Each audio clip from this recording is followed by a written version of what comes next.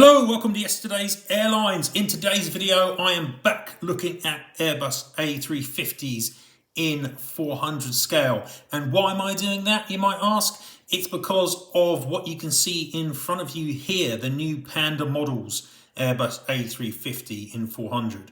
So this makes it 5 A350-900 molds that are active in 400 scale. But how does this new Panda Models A350 change that makeup? Is it the best? Is it the worst? Is it just middling? Let's have a look in this video and see what I think about the mold in general. Now, if you haven't, chuck a like on the video and subscribe to the channel. Always appreciate that, and I try to create this kind of content not just here, but also on my other social channels. I've got yesterdaysairlines.com, the website, the hub of a lot of what I do. And in fact, on there is a written detailed mold comparison for the A350 already. I also do detailed model reviews. And in fact, this individual model has had a review at the site too.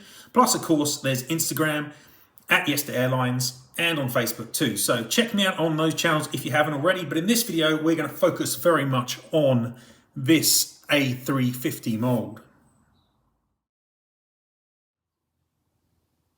Now, before I get started, Panda Models tends to go under the radar somewhat, I feel. And that is partly because they produce a lot of models for others.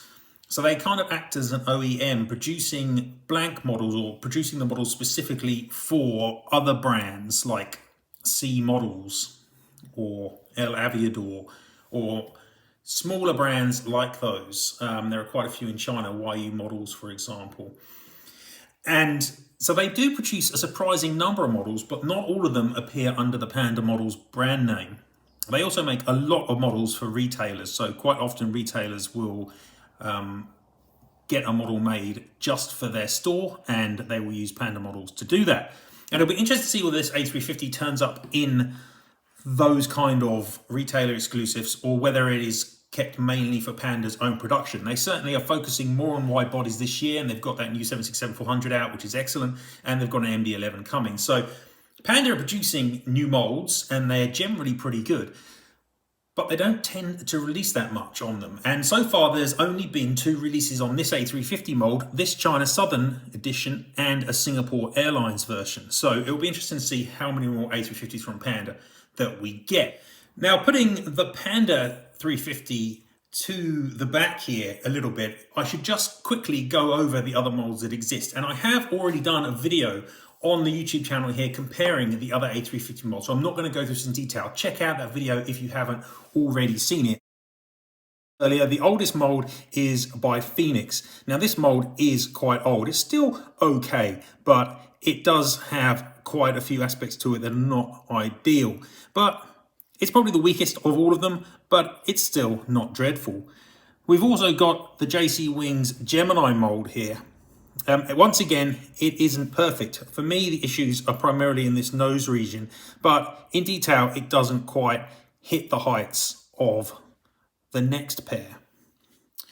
There's also the Aviation 400 mold. This one, as is always the case with AV400 molds, comes with the little beacon lights and a little bit more detailing. Now, there's a new version that's going to be coming out soon, which is detachable gear. I think they're also going to modify the engine fans and put on the larger Sharklets. So it'll be interesting to see how that looks. But for me at the moment, this is still a really good mold, but not quite as good as what I think the best mold in the market up till now has been, and that is the NG Models mold. Now, this mold has been around since about 2020, so 3 or 4 years now. It's seen a decent amount of usage, and it is a really, really good A350. So in this video, I'm not going to talk about the other 3 molds.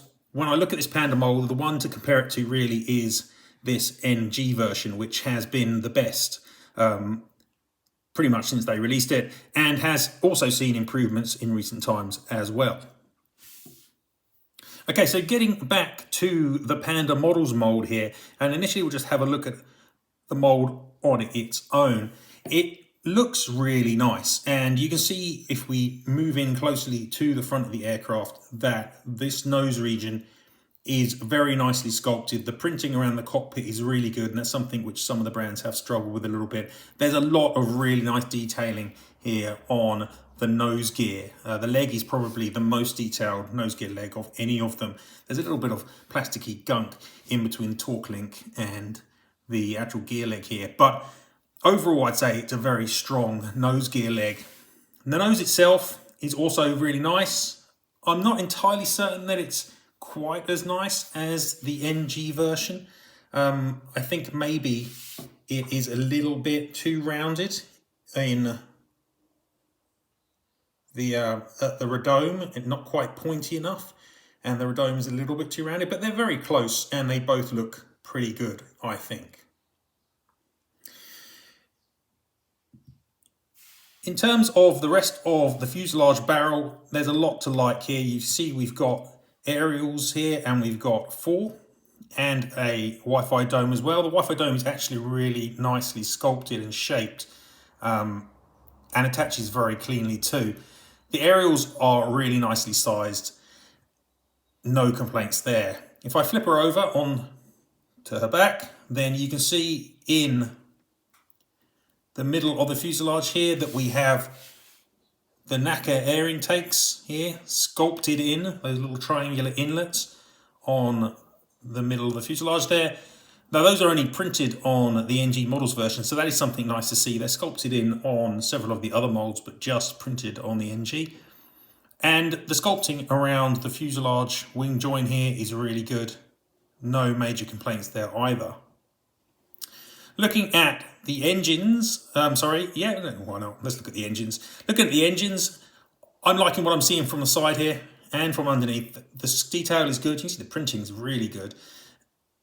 And from the side, the shape of the nacelle, the shape of the hot sections, and the way that the pylon joins to the engines, or at least gets very close to them, when that kind of splayed section there looks nice as well.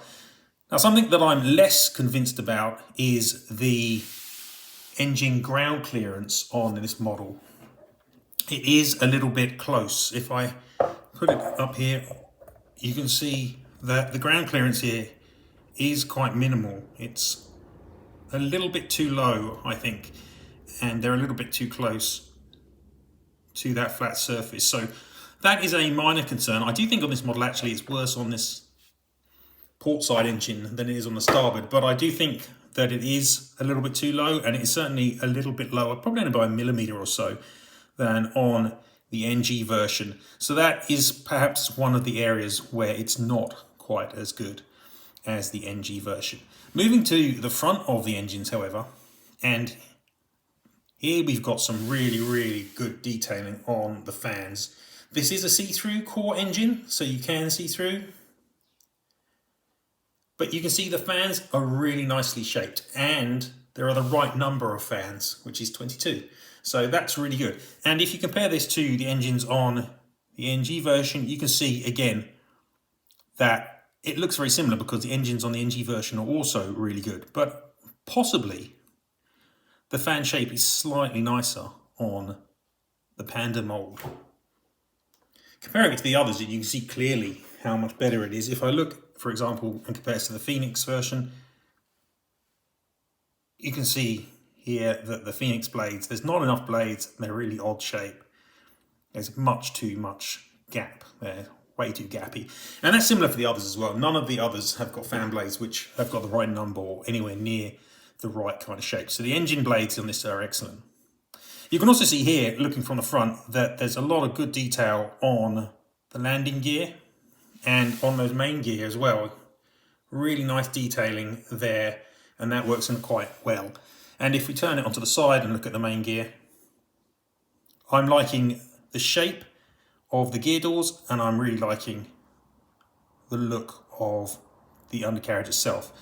Now, unlike the NG, these ones do pivot, but they don't pivot a great deal, I admit, but there is some small amount of pivot on them.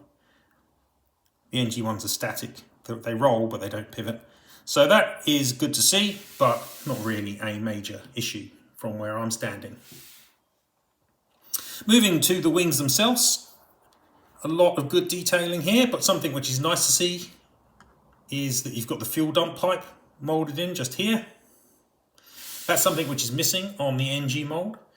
But something here which is perhaps not quite as good when you flip her over is that the flap track fairings here are quite a lot thinner and narrower and longer than those on the other moulds. And I'm not just talking about the NG mould, that's actually the case on any of the other moulds. And if you compare them here, you can see that they're thicker and shorter. I think the thicker and shorter version is a little bit more accurate.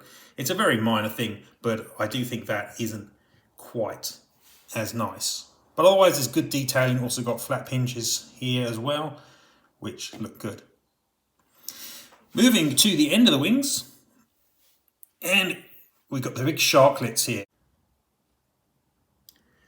Most of the A350 moulds on the market predate the implementation of the larger A350 winglets that were introduced in mid-2018 as part of the performance improvement package.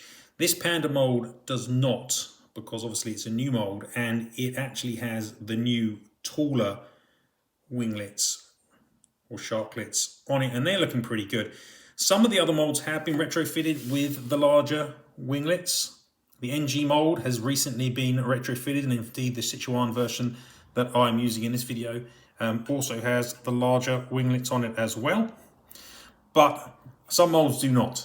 For example, the winglets on the Phoenix mould are still the shorter, smaller, original version.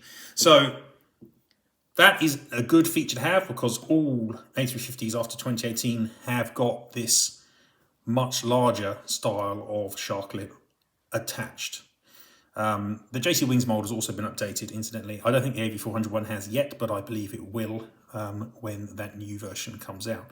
So again, the wing on this is looking really good. No real issues there, and the Sharklets complement that nicely.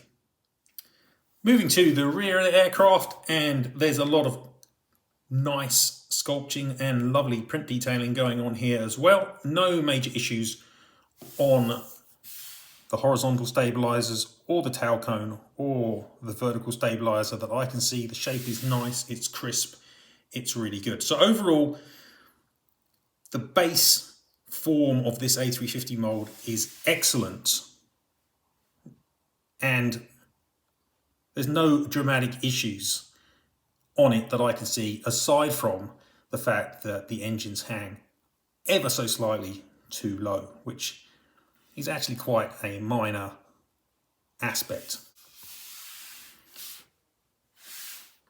So there she is up on the stand once again. As I say, overall, I think it's an exceptional mould, really nice. I think it easily beats the older moulds, which are the Phoenix, the JC Wings Gemini, and the AV400. It is a lot closer when it comes to the NG version. Now moving on to the turntable, we can see all around the aircraft. As I say, an excellent mould. In comparison to the NG version, I think that the minus points are the engine ground clearance. The NG nose is possibly slightly better, a little bit pointier. But the positives for the Panda, it's got better wing detailing in terms of having the fuel dump pipe. It's got slightly, very incrementally better fan blades of what are already excellent fan blades on the NG version. It's got the sculptured NACA air intakes underneath. And arguably, it's got slightly more detailed undercarriage as well.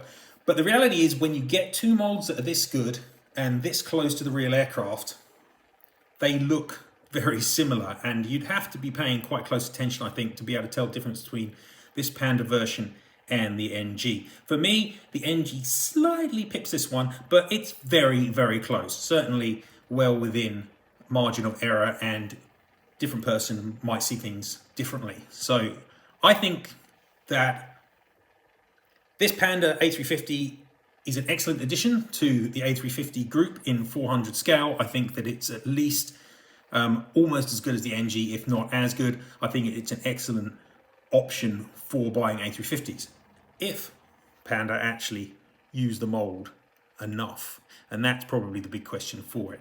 After all, there aren't actually that many A350s that haven't been made already in 400 scale multiple times before. And are you really likely to replace the A350s in your collection with this one? Probably not. But I guess the aircraft has got a long future history ahead of it. There'll be lots of new A350 operators, and that is why 400 scale brands are investing in aircraft like the A350, even though there are other molds already on the market. There's plenty of potential there.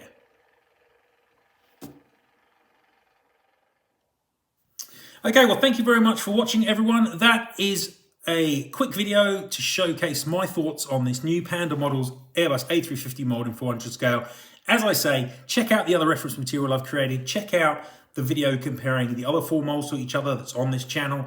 Check out my detailed mold scoring on yesterdaysairlines.com, and check out the individual model reviews that I've done for A350s in the past. Use all that material and hopefully it will arm you with good decision making when you get out there to buy yourself some A350s in the scale.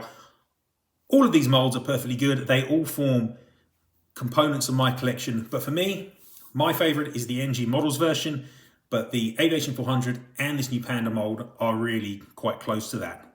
So that's my view. Always keen to hear what people think. So chuck a comment on the video, but that's it for now. Thanks very much for watching, everyone. Goodbye.